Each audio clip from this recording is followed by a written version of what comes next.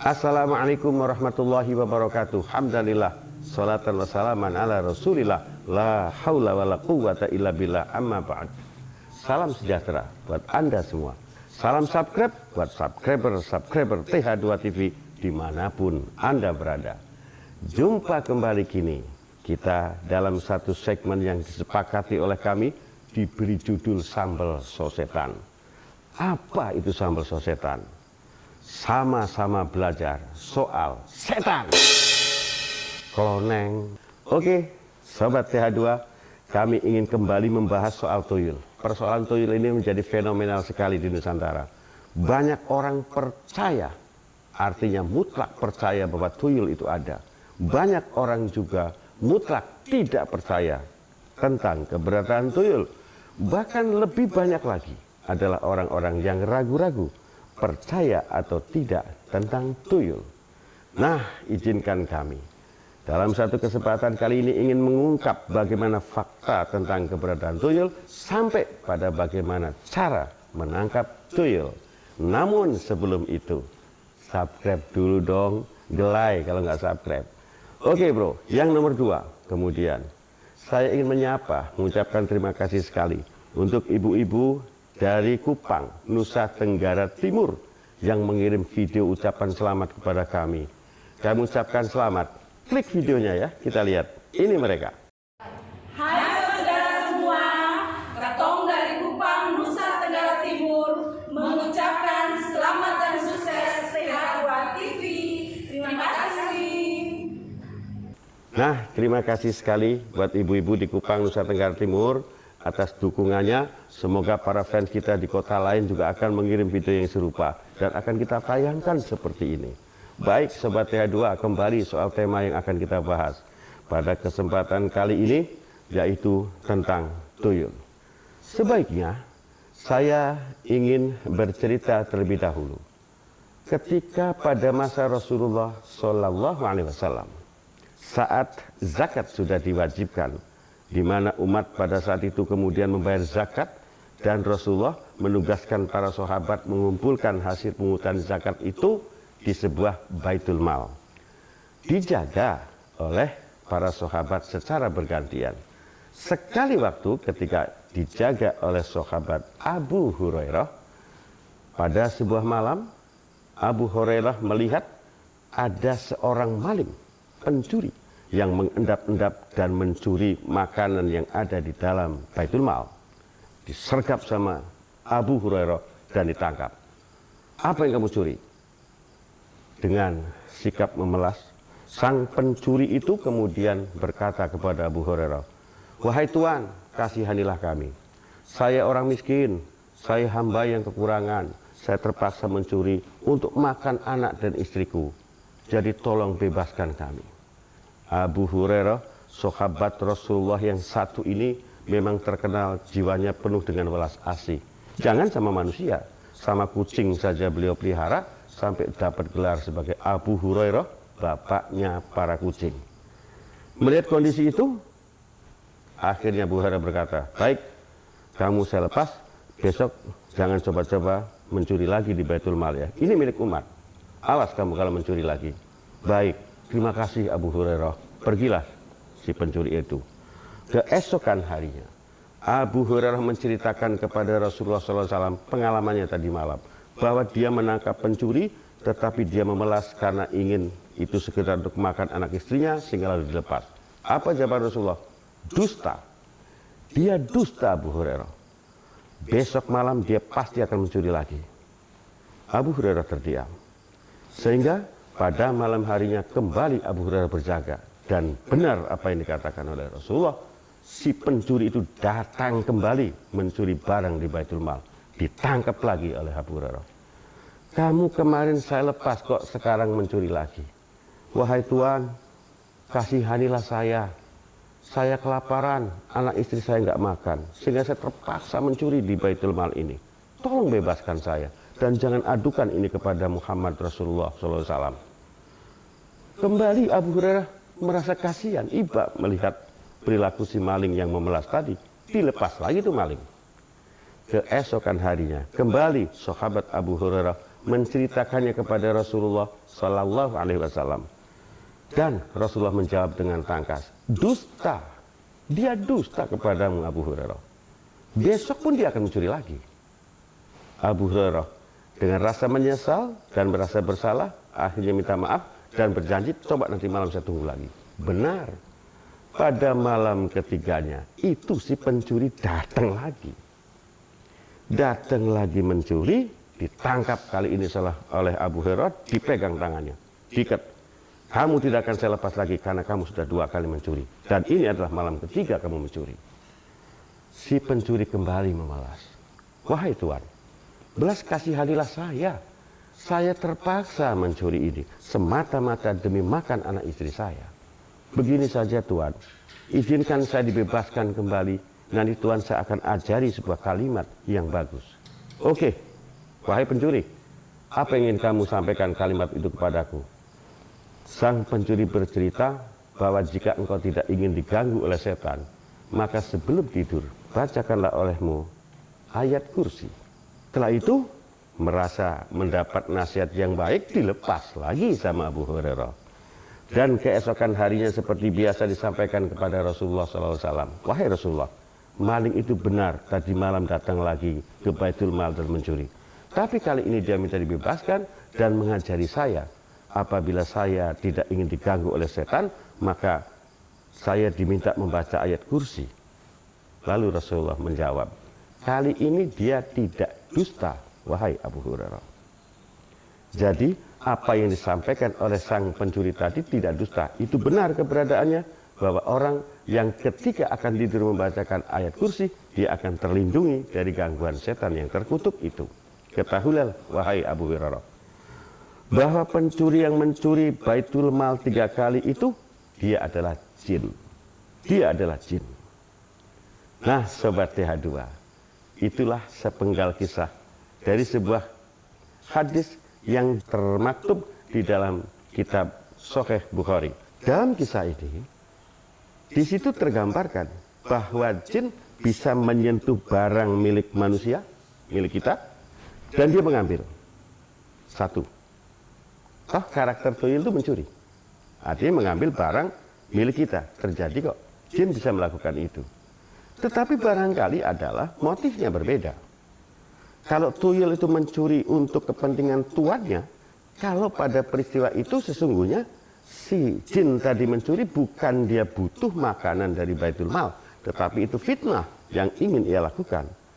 Ia berharap kalau perbuatannya tidak diketahui oleh Abu Hurairah, lalu barang itu menjadi kurang, kan menjadi tanda tanya di kalangan para sahabat. Siapa nih yang mencuri di Baitul Mal? Karena jumlah barang tiba-tiba berkurang. Artinya targetnya fitnah, mengadu domba di antara para sahabat. Motifnya saja berbeda, tapi digarisbawahi bahwa jin bisa menyentuh barang milik manusia. Terbukti, dan ini ada keterangannya di dalam kitab hadis. 1 poin. Poin yang kedua, jika dikabarkan bahwa tuyul itu adalah makhluk yang kecil tubuhnya secara fisik, dia kerdil, botak, dan segala macam, Rasulullah pun pernah ketemu dan pernah mempergoki makhluk seperti itu dan ditanya, siapa kamu? Lalu dia menjawab, Izib. Siapa kamu? Dia juga menjawab Izib. Nah, artinya bahwa Izib sebagaimana yang disebut oleh si makhluk kecilinan kerdil tadi, itu kan serupa dengan tuyul. Bentuk fisik diceritakan di dalam hadis. Bagaimana kemampuan dia mengambil barang atau harta milik manusia ada di dalam hadis.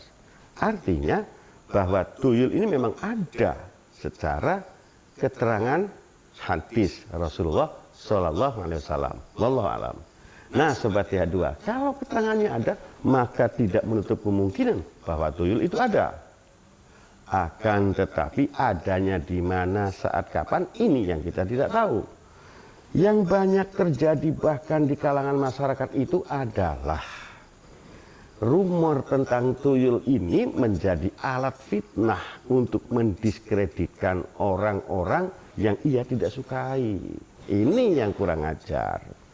Di sebuah kampung ada seorang yang punya kemampuan, ekonominya membaik, tetapi perdagangan dia atau bisnis dia tidak begitu nampak dilihat oleh masyarakat.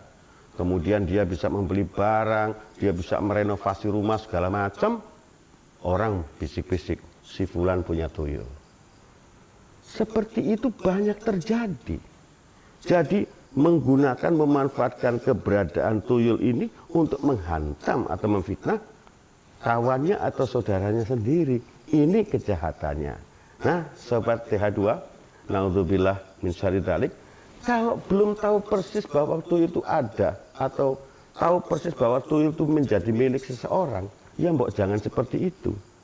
Ini kenyataan yang ada, cerita yang banyak berkembang di masyarakat, fenomena tentang tuyul itu seperti itu.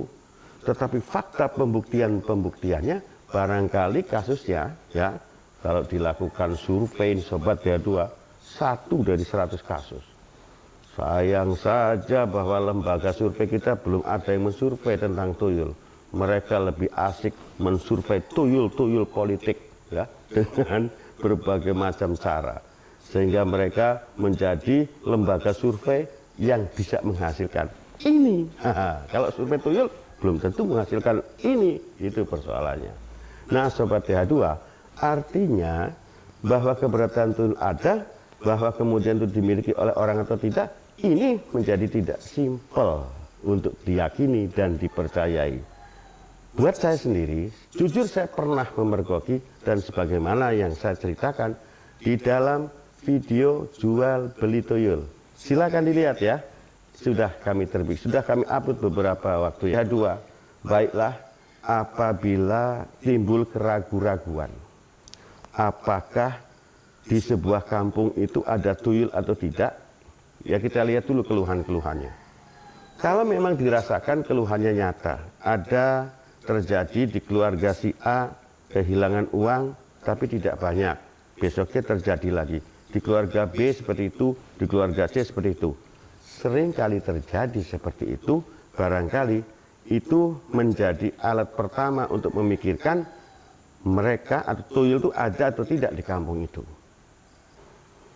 Jika sudah sampai pada satu kesimpulan keyakinan di sebuah komplek atau perkampungan merasa sering terjadi kehilangan uang secara misterius, boleh melakukan upaya-upaya ikhtiar. Dari yang saya terima, beberapa keterangan yang ada mitosnya memang banyak. Ada menggunakan yuyu atau jenis kepiting sawah, ada menggunakan bawang putih segala macam, wallahu a'lam. Tapi menarik bahwa ada seorang kiai, ada seorang ulama yang mengajari dan menghabari kepada saya bagaimana cara menangkap tuyul itu. Minimal menangkal, bahkan boleh menangkap. Cara sebagai berikut. Ini boleh menjadi sebuah pengetahuan buat kita, barangkali ini akan menjadi manfaat untuk kita. Sobat TH2, pertama, kita kumpulkan beberapa warga, minimal 3 orang. Minimal 3 orang, kita duduk dalam satu majlis bersama. Upaya pertama adalah hadroh, berhadiah Fatihah kepada Rasulullah SAW. Yang kedua pada Sultanul Aulia, Syekh Abdul Qadir Al-Jilani. Ketiga, kepada para wali atau fudola wal karomah, orang-orang utama atau mulia di kampung tersebut. Bisa dia tokoh masyarakat, bisa dia ulamanya sebagai macam. Artinya dalam tanda kutip yang bau rekso kampung itu diwasilai. Setelah itu baru kepada mukminin mukminat, muslimin muslimat. Langkah pertama. Langkah kedua, menyiapkan kapur sirih. Kapur sirih ditaruh di sebuah pinggan atau baskom kecil ya, atau rantang. Lalu bacakan sholawat awalnya. Bacakan sholawat, kata kiai yang memberi ijazah ini kepada saya, membacakannya itu 1000 sholawatnya. Setelah dibacakan 1000 kali, lalu kemudian membacakan ayat Al-Isra, surat Al-Isra ayat 81-82. A'udzubillahi minasyaitonirrajim, bismillahirrahmanirrahim. Wa qul ja'al haqqu wa zahaqal batilu innal batila kana zahuqa wa nunazzilu minal qur'ani ma huwa syifaa'u wa rahmatul lil mu'minina wa la yazidudz zalimina illa khusara. Itu Al-Isra 81-82, dibaca 70 kali. Jelas? Langkah ketiga baru dibacakan doanya. Biar tidak salah, saya baca, nanti lupa. Bismillahirrahmanirrahim. Subhana man ikhtajaba bijabarutihi an khalqihi fala ainun tarahu la nidda wala nidda siwah. Dibaca 7 kali. Setelah itu ditiupkan pada kapur sirih tadi. Seraya hatinya berharap dapat rahmatnya Allah Subhanahu wa ta'ala. Karena ilmu tanpa rahmat omong kosong. Yang kunci adalah rahmat. Makanya di awal harus bersolawat dulu. Sebab inna doa bila sholatin mahjubun. Kalau doa itu tidak disertai dengan sholat, dengan sholawat tertolak, bro. Nah, setelah proses itu semua jadi, lalu berdoa kepada Allah, jadikan kapur sirih ini untuk alat. Kalau ingin memprotek bagaimana supaya tuyul tidak masuk kampung kita, kapur sirih tadi dibawa, lalu akses jalan menuju kampung itu ada berapa? Di setiap gang atau jalan yang masuk itu dicoret, seret, seginilah, seret, seret, seret, jalan sana, seret. Setiap akses jalan yang biasa dilalui manusia. Loh, bukankah tuyul itu jin? Dia bisa masuk kampung itu tanpa melewati jalan manusia? Betul, bahkan saya katakan bentul, benar dan betul. Tetapi tuyul kalau mau operasi, melaksanakan misinya mencari tugas, melaksanakan tugas dari tuannya itu, dia akan selalu melintasi jalan manusia. Ini rahasianya. Jadi diblokir itunya. Nah, dengan peletan atau contrengan-contrengan abu di beberapa jalan itu, insya Allah tuyul yang tadinya tidak kasat mata menjadi kasat mata. Setelah kasat mata, baru kemudian ditangkap. Sebelum menangkap tuyul itu, olesi kedua telapak tangan kita dengan kapur sirih tadi. Agak rata. Agak rata. Gini ya, agak rata. Setelah rata semua, baru pegang. Insya Allah, ketika tuyul itu terpegang, kita tidak akan merasa panas. Kita juga tidak akan merasakan licin seperti belut. Tidak. Karena tuyul biasanya punya seperti ilmu, punya seperti, walah mulai ribet. Seperti punya ilmu belut putih, kalau dipegang itu dia lolos. Satu, yang kedua juga kadang-kadang panas badannya, sehingga kita tidak kuat. Insya Allah dengan kapur sirih yang sudah didoain tadi, bisa terjadi dia akan dingin kepegang. Perhatikan baik-baik, ketika tuyul itu sudah mulai nampak ya di jalan yang sudah kita conteng tadi, itu artinya bahwa kekuatan majas dia sudah berkurang. Ini rahasia standar. Mau babi ngepet, mau tuyul, mau pelaku kejahatan supranatural apapun, kalau sudah nampak itu, sesungguhnya ilmunya sudah mulai luntur kekuatannya. Nah, artinya kita sudah kekuatan kita sudah di atas dia. Tangkap saja. Baru ditangkap, ikat baik-baik. Lalu boleh ditanya, kan dia bisa jawab. Kalaupun tidak, paling tidak, ketika tuyul ini tertangkap, maka sang tuan, sang majikan dari tuyul ini akan merasa tuyulnya tertangkap. Perhatikan baik-baik, kemudian di kampung itu yang tiba-tiba pingsan atau kesurupan pada saat tuyul ini kita berdaya. Ini menandakan insya Allah dialah pelakunya. Simpel. Semoga manfaat apa yang kami sampaikan dalam konten ini, dan mudah-mudahan tidak akan pernah terjadi. Kenapa tidak pernah terjadi? Karena saya sangat tidak yakin manusia zaman sekarang mau bertirakat demi sebuah tuyul. Maunya orang zaman sekarang itu simpel-simpel dan instan saja. Suruh baca sholawat 10.000, 3-4 jam saja pada gelapakan kepanasan, apalagi suruh tirakat cari tuyul. Ah, nonsen saja. Sementara poin kedua, kalau tuyul itu beli dari mana ceritanya? Jual beli tuyul itu nggak ada, bro. Semua modus penipuan. Jangan pernah dipercaya, modus penipuan. Tuyul itu hanya bisa diperoleh dengan kekuatan tirakat yang dilakukan melalui ritual yang dia lakukan, walaupun bisa jadi bahwa tutorialnya adalah dukun. Demikianlah apa yang kami dapat sampaikan. Semoga ini manfaat. Oke, Sobat Jaya 2, sampai jumpa pada persembahan sampel-sampel berikutnya. Kalau konten kami bermanfaat, subscribe ya. Kalau konten kami bermanfaat, di-share kepada teman-teman Anda. Dukung dan beri kesempatan supaya kami terus bisa mengeksplorasi persoalan-persoalan supranatural. Wallahu a'lam bishawab. Sampai jumpa pada persembahan sambal-sambal berikutnya bersama kami. Hati-hati.